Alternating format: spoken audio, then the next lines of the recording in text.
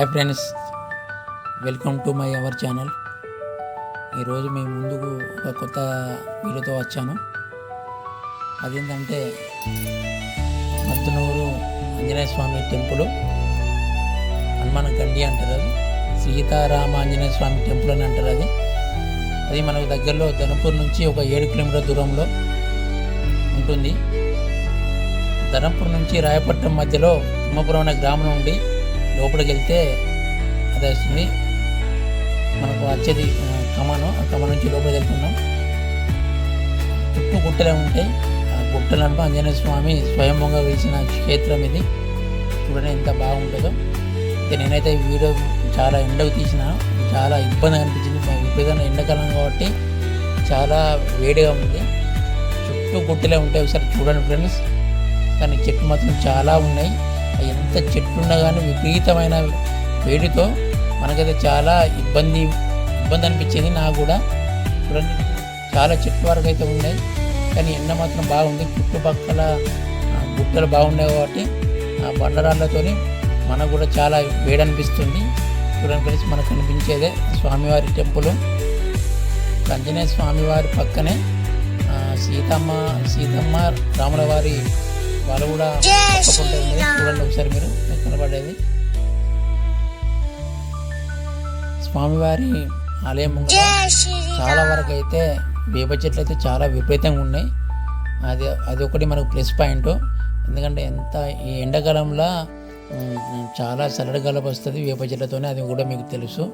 చాలామంది కూడా దర్శనానికి వచ్చి ఇక్కడ వంటలు చేసుకొని తిని వెళ్ళిపోతారు.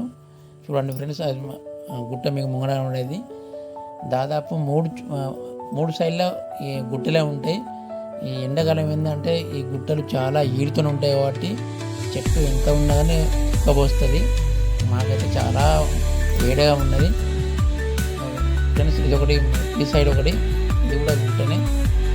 ఈ 3 గుట్టల మధ్యలో స్వామివారు స్వయంగా వెలిసిండ్రు. ఇది ఒక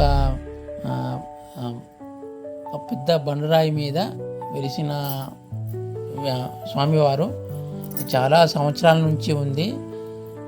చూడండి ఫ్రెండ్స్, ఇది మన నవగ్రహాల విగ్రహాలు. అవి మనకి ఇక్కడ కనిపించే అయితే ఒక హాలు. ఇక్కడ దాతల సహాయంతో ఇది నిర్మించారు. చాలా బాగుంది. మనకి ఇక్కడ వాటర్ సదుపాయం కూడా చాలా బ్రహ్మాండంగా ఉంది. చూడండి ఫ్రెండ్స్, ఈ హాలు కూడా చాలా చాలా పెద్దగా ఉంటుంది. దాదాపు ఒక 400-500 మంది కూడా ఇక్కడ ఉండడానికి కూడా వీలు ఉంటుంది. చూడండి ఫ్రెండ్స్ ఒకసారి ఎట్లా ఉంటుందో. చాలామంది కూడా దర్శనానికి వచ్చి ఇక్కడ వంటలు వేసుకొని తిని వెళ్ళిపోతారు. మళ్ళా ఒకటి కూడా విహారయాత్ర కూడా చాలా బాగుంటుంది. ఎందుకంటే చుట్టుపక్కల లొకేషన్ కూడా బాగుంటుంది కాబట్టి ఫ్రెండ్స్, మనకు కనబడేదే స్వామివారి ఈ గర్భగుడి. చూడండి ఎంత బాగుంటుందో.